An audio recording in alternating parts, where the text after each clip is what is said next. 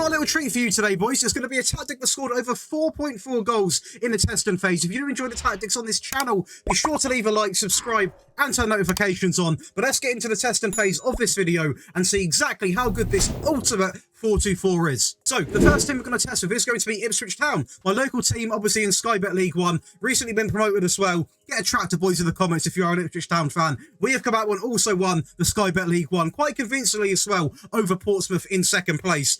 We scored 118 league goals, only conceded 33, and picked up 0 red cards. Now, this tactic is made for sort of good teams. I'm going to be real, sort of top 6 teams onwards is what I'd use this with. And we are progressively going to be using better teams as we test. This is by far the worst team we use. When I say worst, they are still a good team in their division. But in terms of player quality, they are the worst team that we are going to be using today. In terms of actual team stats, let's go and have a little look. We're looking at most points per game, 2.43. Most goals at 118. Most shots for 825.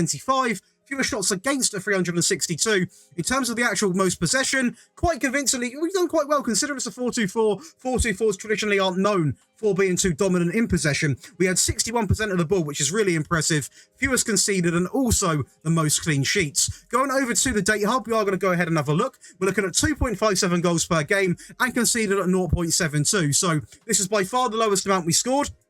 But I wanted to show you guys that even with a team that haven't got, you know, your Mbappe's, your Neymar's, don't worry, we're not testing with PSG today, but them type of players, you still can score a very impressive amount of goals with a lower standard team, and this just proves it.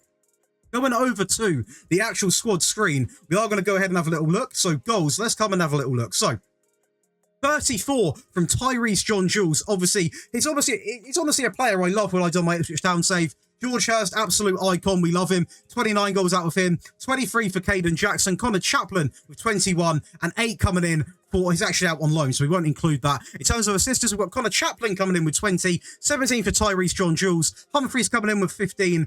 13 coming in with George Hurst, and Davis, a great fullback, by the way, with 10 assists. So I want to quickly say, I have remembered, I believe McKenna managed to score 99 across the season, so we've upped him. So that's something. But a successful first test. Let's go on to the second one. I mean, they got over to Celtic, obviously over in Scotland, and this season really impressed me because not only did we win 3 things in Scotland, obviously being the Cinch Premiership, the Scottish Cup, and the Premier Sports Cup, we also won the Europa League after getting knocked out of the Champions League. And we're going to have a little look at their group because it's an absolute joke. But we did beat Manchester United in the Europa League final, which is very, very good. I mean, what a trophy that is for Celtic to accomplish. In the league, we scored 136 goals and only conceded 24, again coming in with 0 red cards. We also dominated the league table, which is really good to see. But I have to show you guys this Champions League group because, in my opinion, I think it's the hardest one going. If you have a little look at this in Group A, look at this. It's an absolute joke. I mean, Liverpool, Bayern, and Napoli against Celtic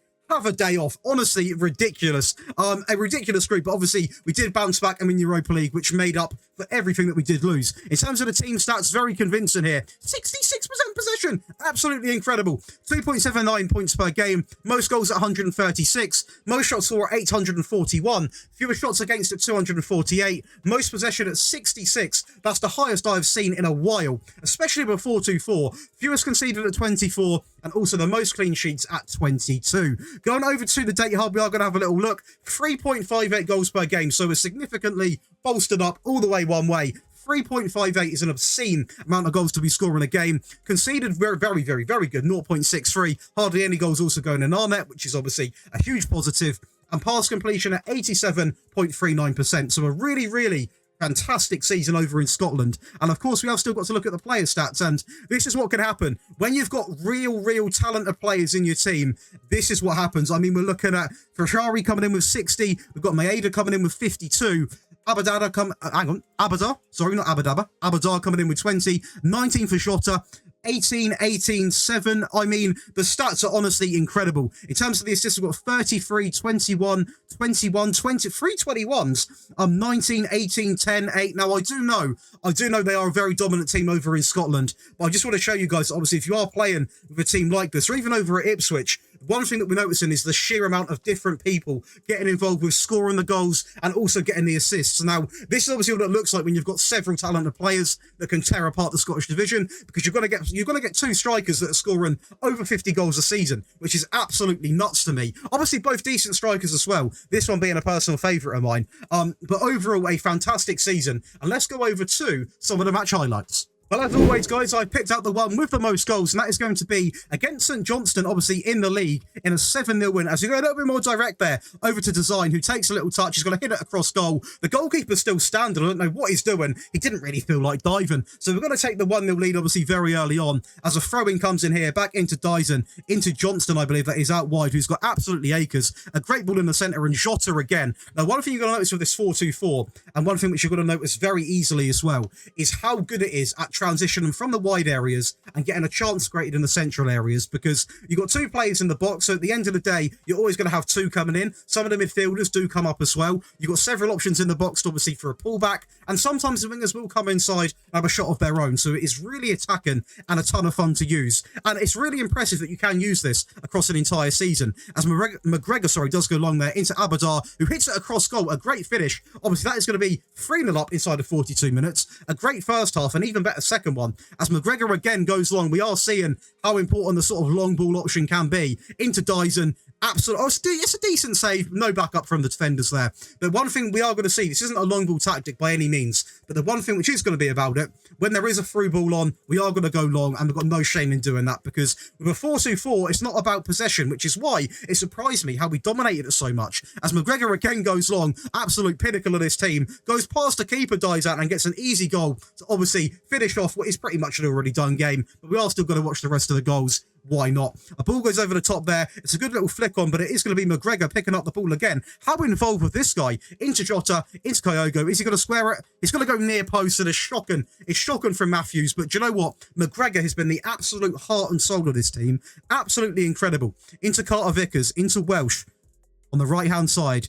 Into Abadar. Is he going to square it? He is. And it's going to be a rocket of a finish into the top left corner. What a game. And then go over to the last team, which is going to be on the 98 database with Inter Milan, a team which I have tons of fun playing with off camera on this database, and it's an absolute incredible team. And we actually managed to win the Champions League against Ajax, the Super Cup against Real Madrid, the Serie A champions as well, and also Coppa Italia. We scored 151 league goals and only conceded 34. In terms of the team stats, we're going to be looking at most points per game at 2.5, most goals at 151. Most shots for at 837, fewer shots against at 267, most possession at 64%, and that is going to be us wrapped up. So a very good attacking season. We're going to look more at the stats later on in the video, but what an insane season for an insane team. So, before we do break down this tactic, guys, if you are enjoying today's video, please do smash the like button, subscribe down below, and also leave a comment on what tactic you wish to see next. But let's go over and break down all three variants of this insane 4-2-4.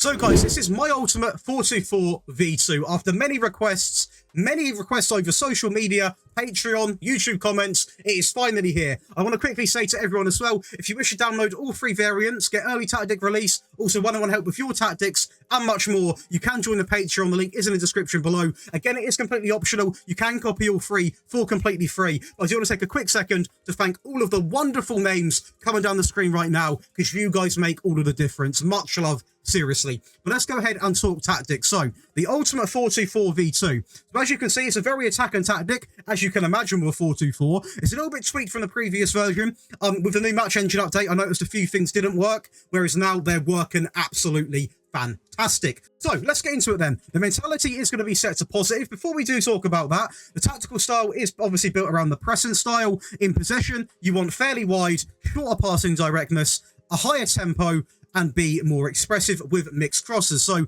not too many instructions on here. Like, it's not really a play out of defense sort of style at all. Hence why we're not really opting for that. The tempo is relatively high. Obviously, it is an intense pressing tactic. So make sure you've got the right training in place. You've got good depth, because you might pick up the odd fatigue player here and there, and that's only natural as part of the game. In transition, we've got counter press, counter, distribute quickly, and distribute to the fullbacks and also the centre backs. We've also take short goal kicks. Our possession, we've actually got a standard line line. And as you can see right now, the reason why we've opted for this standard line is because with this, we conceded 1 per game, which is obviously the highest out of all the teams which we played with, which does confuse me. But obviously, it is a very tough league, especially in this sort of time. There are a lot of good teams in this league that easily can get goals against you. So 1 per game, 20 tackles per game, and obviously 24 interceptions. So it wasn't an issue in this save because obviously we literally scored over 4, as you're going to be seeing later. So we're literally scoring 4 times what we were conceding, which is absolutely incredible. But I wouldn't recommend going into games with a higher line. Obviously, you are going to see in the attacking variant, things do switch up here and there. But going into a game, definitely don't go any more than standard. In terms of the trigger press, much more often. And also prevent, short goalkeeper distribution is an absolute key factor. Now, going over to the actual player roles, you can see it's very attacking. And on the screen right now, you can see why it's so attacking. 4.44 goals per game, absolutely nuts. 24 shots per game, and also an 88% pass completion. And it's just the one stat line that really surprised me because I was not expecting it to have such a high pass completion or be so dominant in possession. And it really was dominant in every single save we done. It had very impressive stat lines for possession. So I guess that's an added bonus. It wasn't planned, but we've got to take it. Going over to the actual player roles, and the sweeper keeper on support, on a default instruction. The fullback on the right is on support, on cross from the byline, aim the crosses at the centre, and also sit narrower. A ball-playing defender on the right on the default. On the left, exactly the same. So nice and simple. And the left back is going to be a fullback on support, on cross from byline, aim the crosses at the centre, and also sit narrower. Going over to the 2 midfield players, 2 roles that work very well together. A deep line playmaker on support, nice and simple, default. Don't need to faff about with it. It does absolutely well just the way it is. And to partner him, a volante on support, on shoot less often, move into channels, and also tackle harder. 3 key instructions. Make sure you've got it. We're now going to go over to the front 4, my favourite part of the team, because that is where the goals come from. And don't get it twisted. These wingers aren't just here to get assists and be, you know, people that run down the wing and cross it in. They get goals as well. I'm going to put on the screen right now all 4 of these players that were playing in this team, obviously with this Inter Milan team right now. So we're looking at Ronaldo comes in, obviously up top, with 86 goals and 28 assists across the entire season. We're going to have Baggio partnering him with 39 goals and 24 assists. But also out wide, going to have Yuri with 29 goals and 23 assists. And obviously on the other wing, which is going to be the right-hand wing, it's going to be Vertonghen coming in with 27 goals and 38 assists. So we are seeing all 4 of these players can get involved with goal scoring and assists, which makes this tactic probably one of the best 44s I've actually personally used. Not just saying that, it's really good.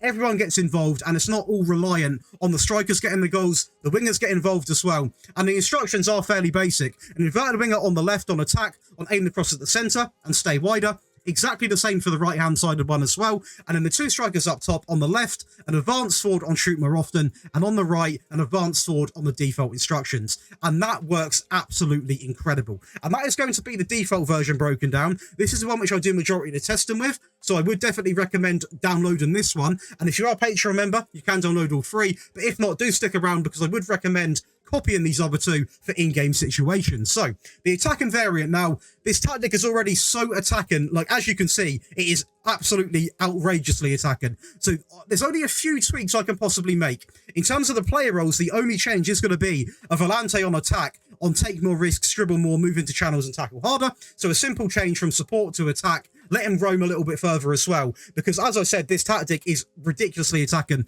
already. So, you can't go too much more than that.